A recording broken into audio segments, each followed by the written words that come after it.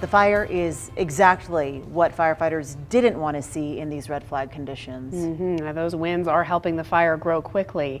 It started at a home in the Carter Springs neighborhood just south of Gardnerville. That's near the corner of Connor Way and Ray May Way.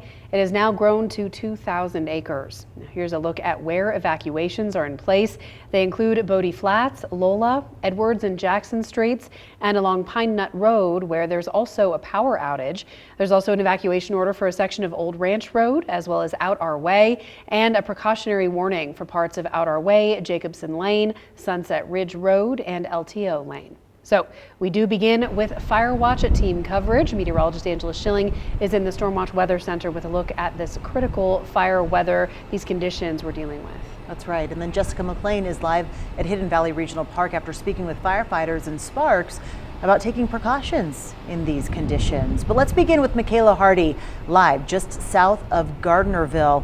Oh boy, Michaela, that house behind you, it looks completely gone. Was anyone hurt? Yeah, and thankfully there were no injuries, no deaths. Thankfully, let's just take a closer look at these damages right behind me here. That is a fully scorched house right there, of course. The neighbors say the owner of this burned down house wasn't even home when the fire broke out. And both of the neighbors on either side of that house did also get out safely as well, which is good to hear. The East Fork Fire Department first responded to the house fire at 1:30 in the morning. Since then, the fire has spread across the mountains, just as we mentioned, over 2,000 acres.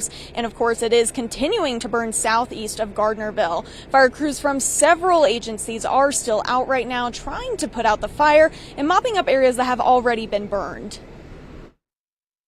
So we do have crews on scene fighting the wildland fire. We do have air assets. We have many crews from California, from Tahoe Douglas, from Turkey Meadows, from Reno, crews from all over the area who are helping us fight this fire.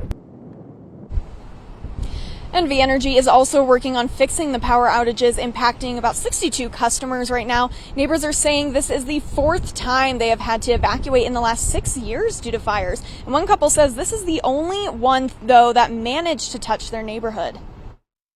That's the closest it's ever come to us, though. That's the first time it's ever burned any houses here. Now, for those who need to evacuate, there is an evacuation shelter in place at the Douglas County Senior Center, so you can feel free to get there safely and have a nice, cool place to have. They got food, they got water, everything you need if you need to evacuate. We'll be sure to keep you updated on this fire on air and online at 2news.com. Covering Fire Watch live in Carter Springs, Michaela Hardy, 2 News Nevada.